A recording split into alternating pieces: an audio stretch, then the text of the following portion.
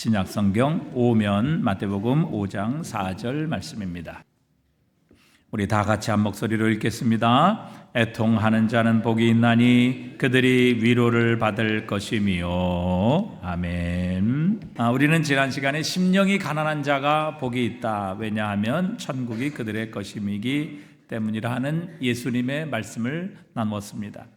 우리가 살펴본 이 가난은 상대적인 가난, 내가 저 사람보다 조금 가졌다, 또 조금 덜 부족하다, 이런 상대적인 가난이 아니라 절대적인 가난이다. 그래서 바로 영적 파산 상태, 내 힘으로는 아무것도 할 수 없다는 것을 아는 것, 나는 아무것도 아니라는 것, 하나님 앞에서 나는 아무것도 아닌 존재라는 것, 그리고 나의 힘으로는 하나님 앞에 할 수 있는 것, 하나님 앞에 설 수 있는 의로움, 또 하나님 앞에 구원받을 수 있는 자격, 하나님의 자녀가 될 수 있는 그런 권세가 나에게는 하나도 없음을 철저히 깨닫는, 바로 그 영적 파산의 상태임을 깨닫는 것, 그것이 심령이 가난함이다.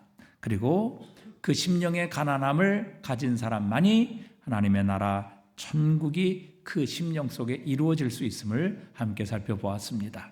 여러분, 오늘 저와 여러분의 마음은 무엇으로 채워져 있습니까? 무엇으로 부요해 있습니까? 이 세상의 물질, 또 이 세상의 욕망, 또 이 세상의 성공을 향한 갈망, 이 세상의 것들로 우리의 심령, 우리의 마음이 채워져 있다면 우리의 마음은 천국이 들어올 여유와 공간이 없어지게 되는 것이죠. 오직 이 심령이 영적 파산의 상태, 나는 아무것도 없으며 나는 아무것도 아니라는 하나님 앞에서의 이 심령의 가난함이 바로 천국이 우리에게 임하게 하시는 하나님의 축복의 통로라는 것을 가르쳐 주십니다. 그래서 심령이 가난한 자 복이 있다. 왜? 하나님의 나라가 그리스도 예수로 말미암아 그 안에 찾아올 수 있기 때문이라 말씀하시는 겁니다. 오늘은 애통하는 자가 복이 있다. 예수님이 그렇게 말씀하시죠. 사실 얼마나 역설적인 말씀입니까? 세상은 애통하는 것이 아니라 기뻐하는 것이 복이 있습니다. 어떻게든 슬픔은 몰아내고 비극과 또 아픔, 고통스러운 상태 원인들 다 우리의 삶에서 제거하고, 또 우리의 삶에 이런 애통이나 슬픔의 요소가 없어지는 것을 우리는 행복이라 이렇게 봅니다. 이 세상에서 슬퍼하고 애통하는 자는 실패자입니다. 불행한 사람이죠. 그런 사람과는 같이 동행하기를 꺼리는 대상입니다. 그런데 오늘 예수님께서는 애통하는 자가 복이 있다 이렇게 말씀하십니다. 이 애통이라는 것도 역시 우리가 어떤 자연적인, 또 세상의 물리적인 그런 애통이 아니라 영적인 애통임을 우리는 생각해 보아야 할 것입니다. 자, 왜 애통하는 자가 복이 있을까요? 존 칼빈은 기독교 강요에서 참되고 신실한 지혜는 두 부분으로 구성되어 있다. 그래서 첫 번째는 내 자신을 아는 것과 또 두 번째는 하나님을 아는 것이다. 그렇게 이야기를 했습니다. 여러분, 사람이 세상의 모든 지혜를 가질지라도 자기 자신을 모른다면 그 사람에게는 소망이 없습니다. 그래서 그 유명한 철학자인 소크라테스도 내 자신을 알라 그렇게 설파를 했던 것이죠. 이 세상의 모든 지식을 가지고 있다 할지라도 자신을 모른다면 그 사람은 결코 지혜로운 사람이 될 수 없을 것입니다. 그래서 우리는 우리 자신을 아는 것이 진정한 지혜입니다. 우리가 누구인지, 어디서 왔는지, 무엇을 위해 존재하는지, 우리의 상태는 과연 어떤 상태인지 하는 것을 아는 것, 진정한 지혜이죠. 사람은 자신을 바라볼 때 어느 정도 사람 속에 비참의 세계가 존재한다는 것을 알고, 또 우리의 벌거벗은 상태로 우리 자신이 수치스러운 모습이라는 것을 우리는 어느 정도는 깨닫고 발견하게 된다는 것입니다. 그러니까 우리 자신을 정직하게 들여다본다면 우리는 이렇게 벌거벗은 모습, 또 우리의 삶의 비참의 세계를 발견하게 된다는 것이죠. 그래서 최소한 어느 정도는 우리는 하나님을 아는 지식에 이르도록 그렇게 우리는 만들어졌다는 것입니다. 그런데 인간이 정말 자신이 어떤 존재인지를 진정으로 알기 위해서는 우리 하나님을 알아야 한다는 것이지요. 그 하나님을 알기 위해서는 자신의 부패, 자신의 타락, 자신의 죄를 또한 인정해야만 한다는 것입니다.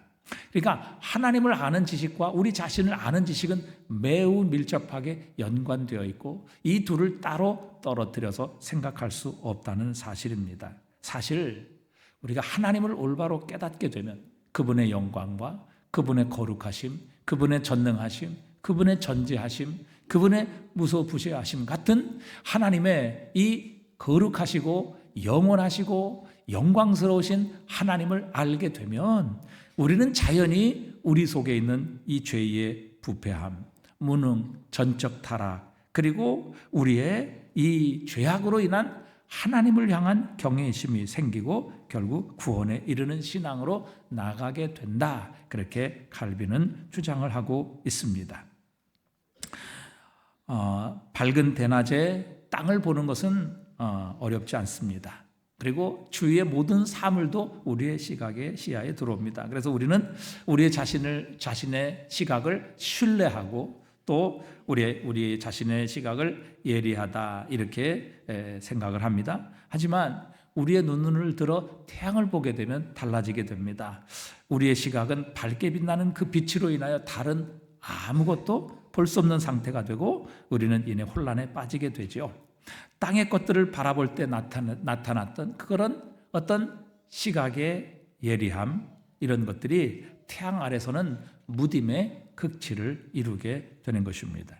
여러분, 우리가 사실 우리 자신을 발견하지 못하는 이유 중에 하나는 거룩하신 하나님, 영광의 하나님을 우리가 만나지 못했기 때문이죠. 그러니까 우리의 죄에 대한 참되고 깊은 확신이 없으면 사실 하나님께서 주시는 진정한 기쁨, 또 하나님께서 주시는 이 영원한 기쁨을 우리는 맛볼 수 없습니다. 그러니까 우리가 진정한 애통이 없이는 하나님께서 주시는 진정한 기쁨이나 진정한 회복을 체험할 수 없기 때문에 하나님께서는 주님께서 오늘 애통하는 자가 복이 있다 이렇게 말씀하고 계시는 겁니다. 하지만 우리가 하나님 앞에 선 우리의 죄악을 발견하고 깨달으며 그 죄의 저주와 심판에 대해서 애통하게 될 때에 우리는 예수 그리스도의 십자가를 필요로 하게 됩니다. 예수 그리스도의 십자가 외에는 결코 우리의 죄가 용서받을 다른 근거가 없음을 깨닫고 발견하게 됩니다. 예수 그리스도를 필요로 하게 되고 그리스도 예수의 십자가를 만나게 될 때에 우리는 진정한 죄의 용서로부터 시작하여 하나님께서 주시는 영원한 기쁨, 영적인 기쁨, 하나님만이 주실 수 있는 기쁨으로 우리의 심령이 채워져 진정한 위로를 받게 되는 것이죠. 그래서 애통하는 자가 복이 있다 말씀하십니다. 왜? 애통하는 자가 십자가를 만나고 십자가를 만나게 될 때 우리는 하나님의 진정한 죄 용서와 그분의 나라의 문이 열리게 되는 것입니다. 십자가를 통해 모든 죄의 정죄가 사라지게 되는 진정한 평강을 누리게 되며 하나님의 영광과 하늘의 기쁨이 우리의 삶에 회복되는 역사가 일어나게 되는 것입니다. 바울은 내가 원하는 것은 행하지 아니하고 도리어 미워하는 것을 행함이라 그렇게 고백하며 자신 속에 있는 악의 세력에 대해서 분명한 경험과 체험을 가졌습니다. 자신의 마음의 법과 몸의 지체들의 법 사이에서 이런 갈등과 충돌이 일어나는 것을 그는 경험하고 참 괴로워했습니다. 그리고 자신 속에는 이런 비참한 싸움이 여전히 지속되고 있음을 그는 탄식했지요. 우리도 우리 자신에게 한번 물어봐야 합니다. 내 속에서 나를 이처럼 행동하게 만드는 것은 도대체 무엇일까? 나는 어째서 화를 잘 내는가?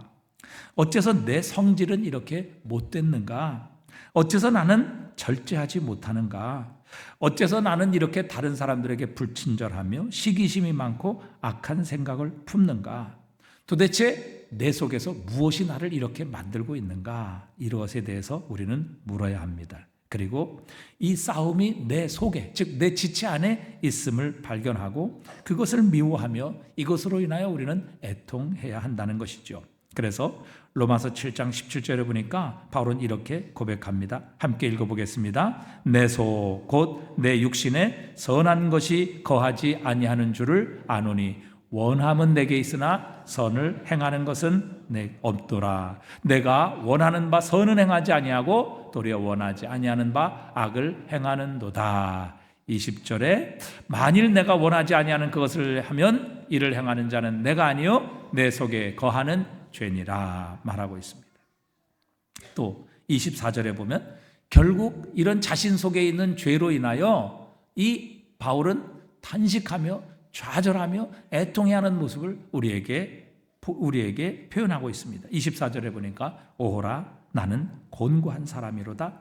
이 사망의 몸에서 누가 나를 건져내랴. 자신 속에 있는 이 죄로 인하여 애통해하는 이 바울의 모습을 우리는 발견하게 되죠. 결국 이것을 통해 그는 예수 그리스도를 만나게 되고 예수 그리스도를 찾게 되고 예수 그리스도로 말미암아 진정한 하나님의 평강과 또 하나님께서 주시는 진정한 기쁨과 회복의 역사를 체험하게 됩니다. 그래서 로마서 8장 1절에 보면 그러므로 이제 그리스도 예수 안에 있는 자에게는 결코 정죄함이 없나니 이는 그리스도 예수 안에 있는 생명의 성령의 법이 죄와 사망의 법에서 너를 해방하였음이라 선포하고 있습니다. 그의 애통함이 예수 그리스도의 십자가를 만나게 하고 그 예수 그리스도의 십자가는 그리스도 예수 안에 있는 모든 용서와 함께 또 하나님께서 주시는 생명과 성령의 법으로 죄와 사망의 법을 이기게 하시는 하나님의 위로 또 하나님의 승리를 경험하게 하시는 것이죠. 그러기에 애통하는 자가 복이 있다. 왜? 하나님께서 주시는 진정한 위로를 만날 수 있기 때문이라. 우리가 잘 아는 한국교회의 초기 부흥의 초석은 토마스 하디 선교사로부터 시작이 되었습니다.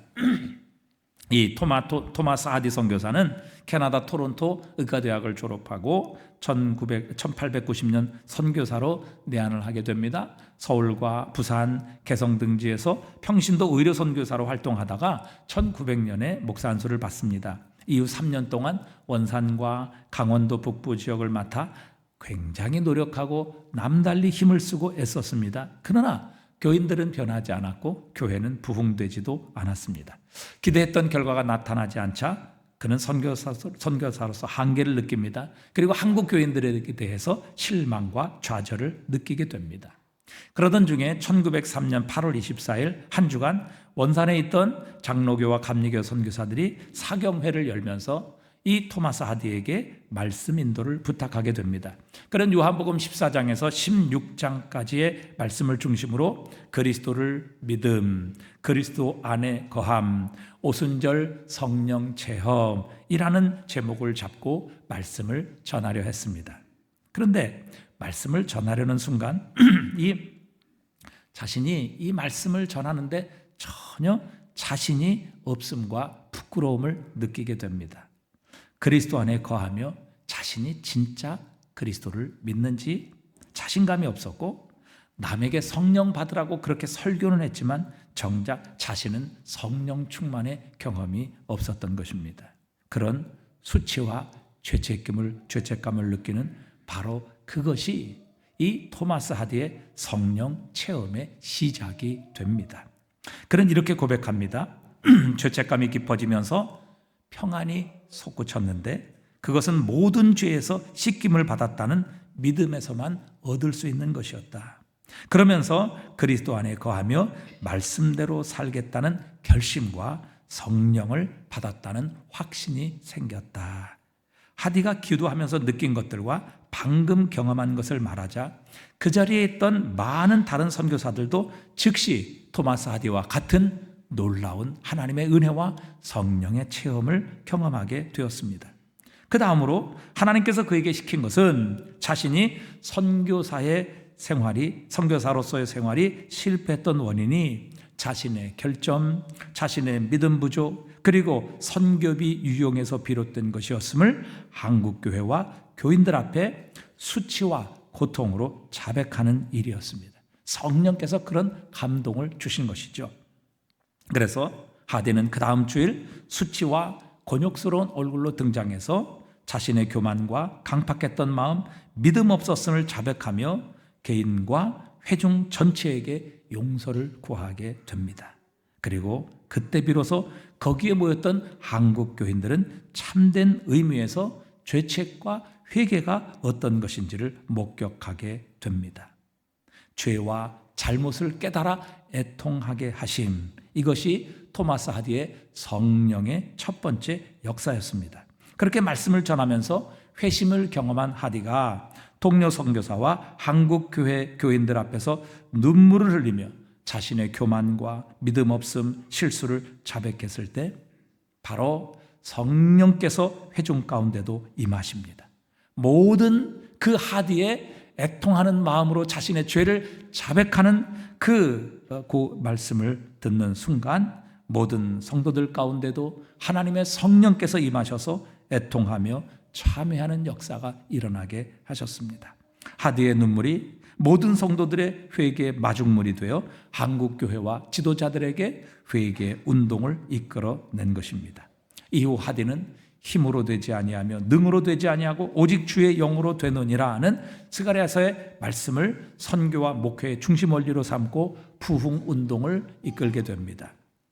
그가 원산을 시작으로 철원, 김화, 서울, 인천, 개성 등지에 가서 부흥회를 인도할 때마다 교인들이 애통하며 통회, 자복하는 일들이 일어나게 되었습니다. 하디는 1906년 8월 평양에서 열린 장로교와 감리교 선교사 연합 사경회에 강사로 초청받아 갑니다. 그는 자신이 원산에서 은혜를 받았던 요한복음 14장 16장의 말씀으로 집회를 인도했습니다. 참석했던 선교사들이 동일한 은혜를 받습니다. 사경회 후에는 평양 지방의 부흥을 위해 기도회가 시작되었습니다. 그 결과 1907년 1월 폭발적인 평양 대부흥의 역사가 일어나게 하셨습니다. 평양에서 열린 연합 사경회에서는 수많은 학생들도 참석했는데 그 중에 나이 어린 학생들에게서 통회 자복이 터져나기 시작했습니다.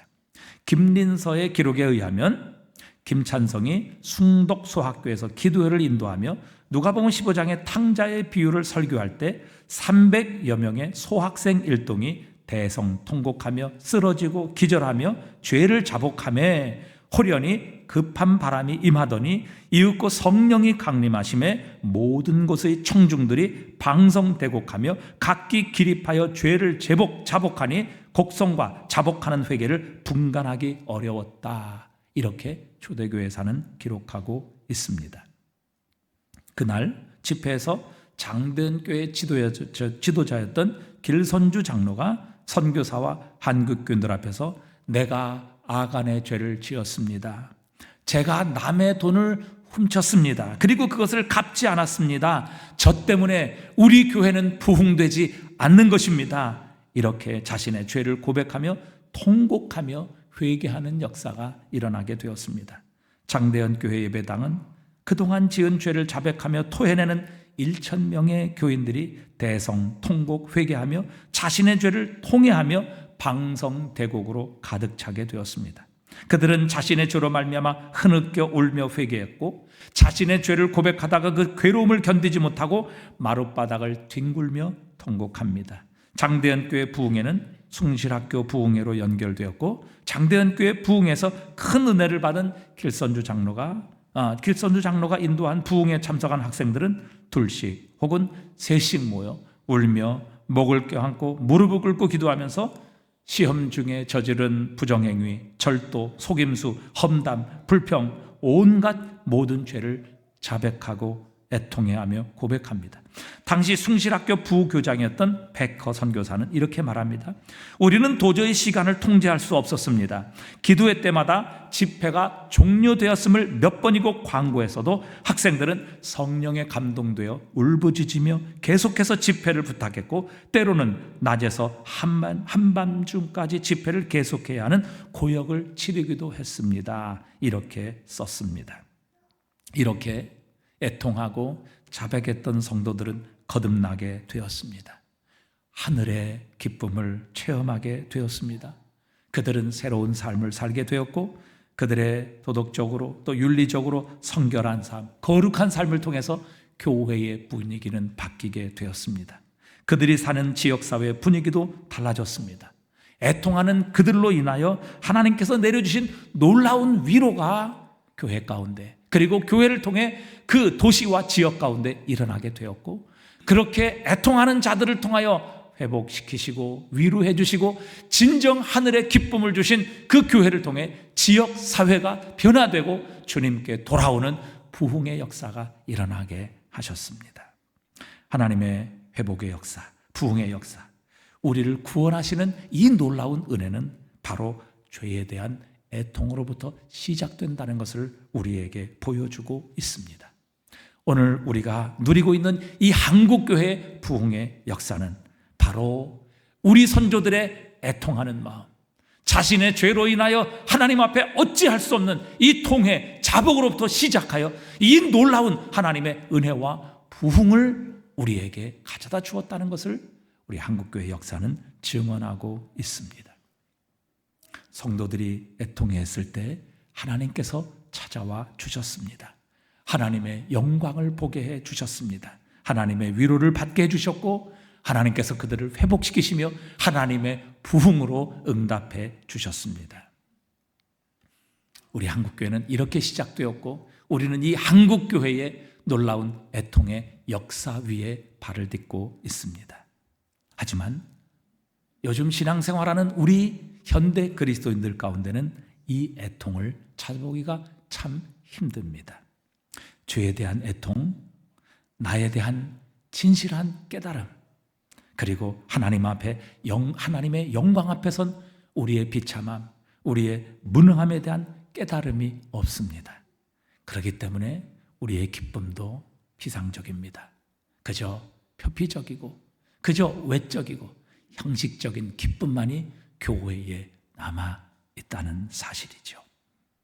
세상은 지금 웃고 있습니다. 자신의 죄로 말미암아 죽어가고 있는데도, 하나님의 심판의 도끼가 지금 나무 뿌리에 놓여 있음에도 불구하고 세상은 여전히 웃고 있습니다. 주님께서 마지막 나팔을 불며 곧 오시겠다 말씀하셨는데도 불구하고 세상은 여전히 웃음 짓고 있습니다. 온 세상이 지금 전쟁 중인데도 불구하고 세상은 아직도 우리의 실제 상태를 전혀 바로 보고 있지 못합니다. 이 세상 마지막 날이 어떻게 될 것이라는 것을 분명히 말씀하셨음에도 불구하고 세상은 그것을 의도적으로, 아니 의지를 가지고 무시하며, 마치 홍수 심판 전날까지도 세상은 먹고 마시고 시집가고 장가가는 일에 집착하고 있었죠. 먹고 마시고 시집가고 장가가는 일 자체가 문제가 아니라 그것이 그들의 삶의 모든 관심이었고 전부였다는 그것이 문제였던 것입니다. 하나님의 심판이 이제 내일 이 땅에 하늘이 터지고 땅이 갈라져 임하게 될 텐데, 그럼에도 불구하고 하나님의 심판, 자신의 죄악에 대한 관심은 전혀 없었으며 그것에 대한 애통은 없었고, 오직 먹고 마시고 시집가고 장가가는 그 일에만 그들의 모든 관심, 그들의 모든 마음이 모아져 있었던 것이죠. 우리의 죄에 대해, 하나님의 심판에 대해서는 여전히 의도적으로 무시하며 그것을 의지를 가지고 무시하는 세상을 지적하고 계시는 겁니다. 오늘 이 세상의 표어, 먹고 마시고 즐거워하자. 세상은 애통하는 삶에 대해 비웃습니다. 너무 심각하게 생각하지 맙시다. 뭐 걱정할 일이 한둘입니까? 그러나 즐거워하십시다. 또 우리의 문제, 우리의 죄, 우리의 자신의 이 허물과 연약함, 우리의 무능함에 대해 너무 심각하게 생각하지 마십시다. 너무 깊이 따지지 마십시다.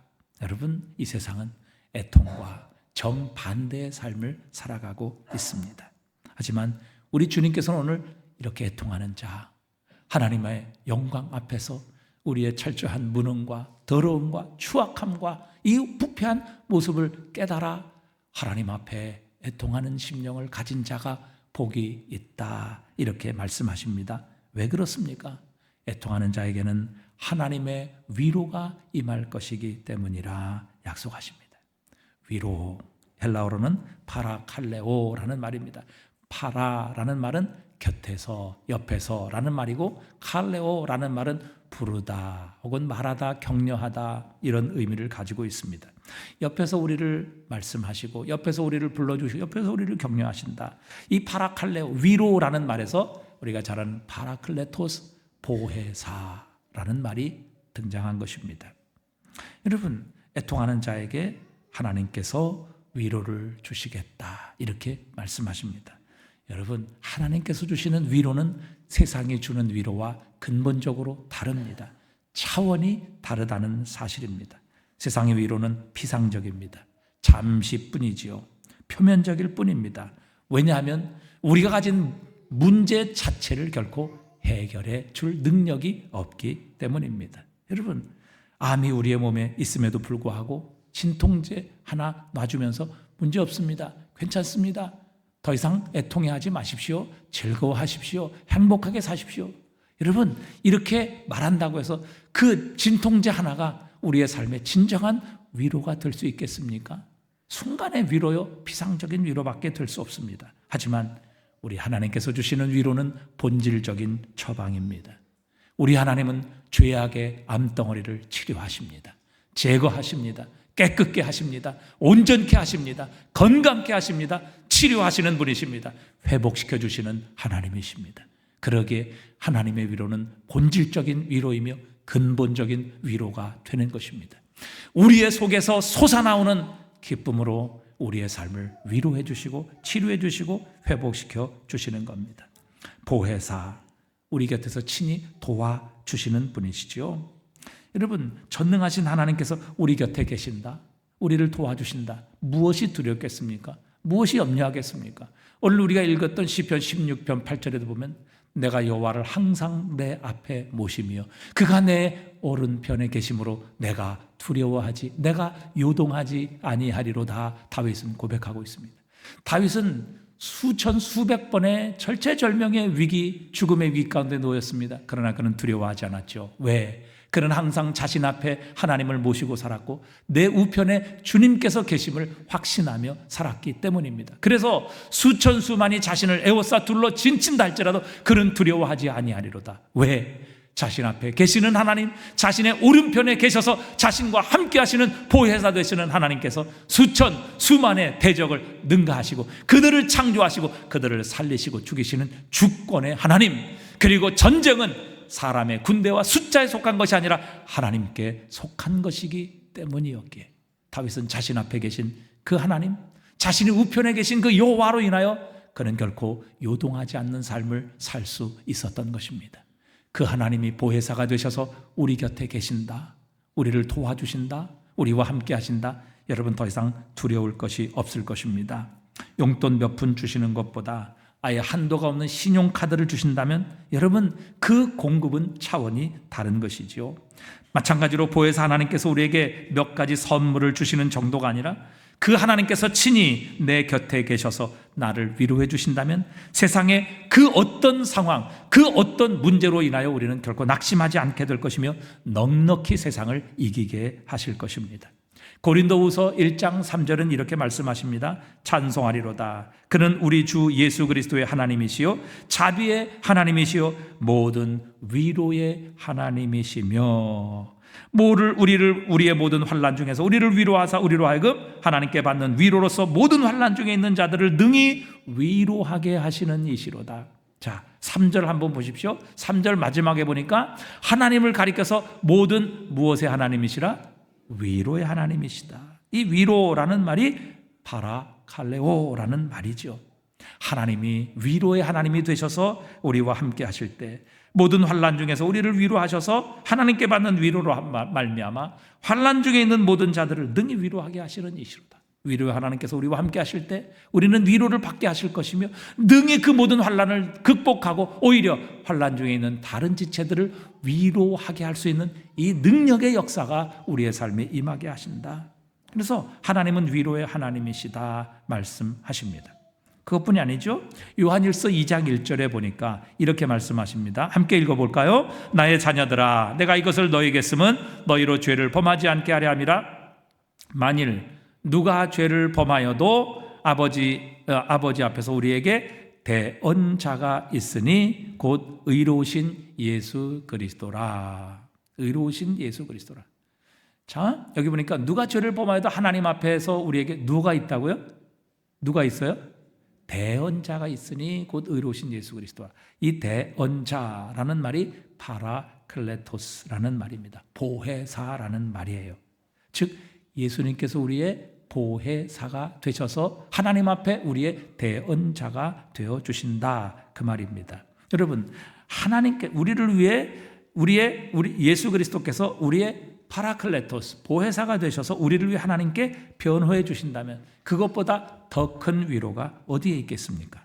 여러분, 세상에서도 어떤 변호사를 쓰느냐에 따라 재판의 결과가 달라진다고 합니다. 그래서 돈을 많이 들여서라도 전관 변호사를 쓰는 것입니다. 하물며 인간 변호사도 이런데 우리의 죄를 위해 친히 대신 죽으시고 다시 사신 하나님의 아들 예수 그리스도가 우리의 변호사가 되어주신다면 우리는 결코 마귀와 사탄의 정죄 앞에 두려워할 필요가 없을 것입니다.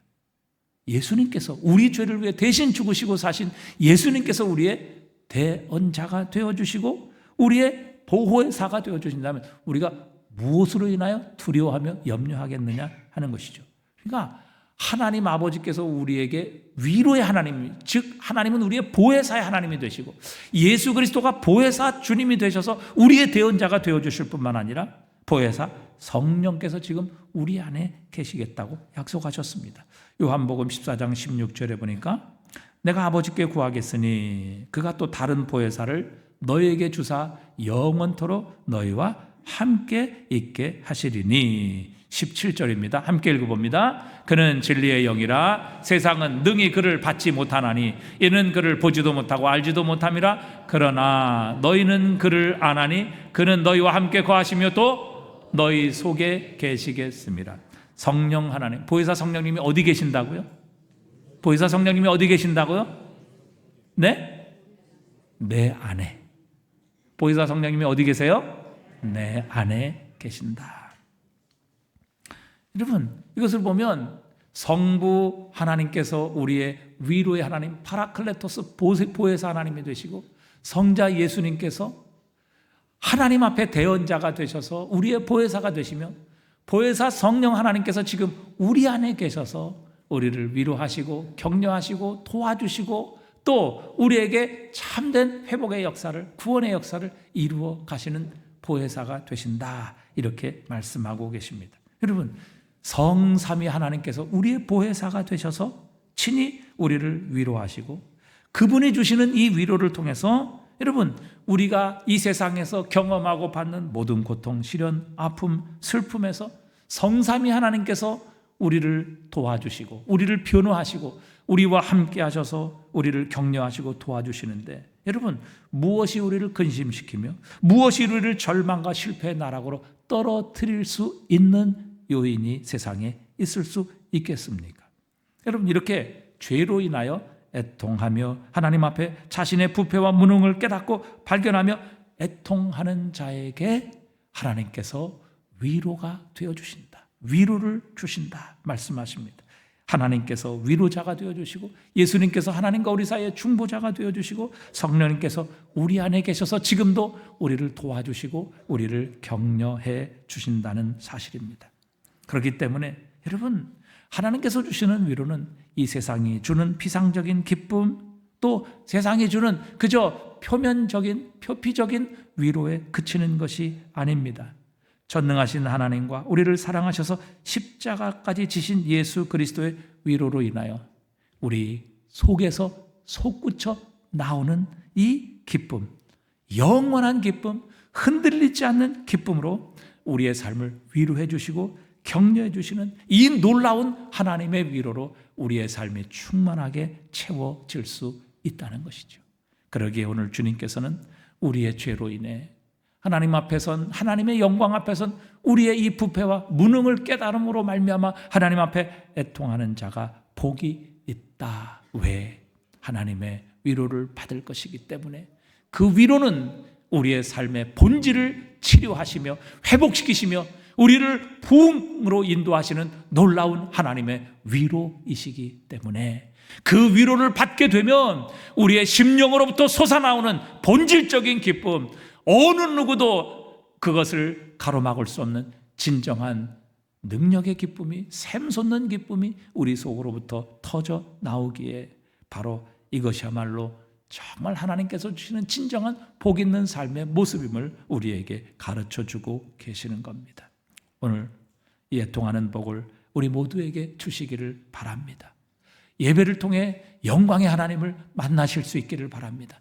그 영광의 하나님 앞에 그 빛에 비춰진 우리의 이 무능하고 부패하고 연약하고 더럽고 죄악된 모습을 깨달음으로 하나님 앞에 애통하는 심령으로 엎드리게 될 때 우리는 하나님께서 주시는 진정한 위로를 받아 우리의 삶의 회복의 역사, 부흥의 역사, 능력의 역사, 승리의 역사, 그 위로의 역사를 통해서 다시 한번 우리의 심령 가운데 하나님이 주시는 하나님의 나라 천국으로 충만케 되는 역사가 우리의 삶에 회복될 수 있게 하실 것입니다. 애통하는 자가 복이 있습니다. 왜냐하면 하나님의 위로를 받을 것이기 때문입니다. 기도하겠습니다.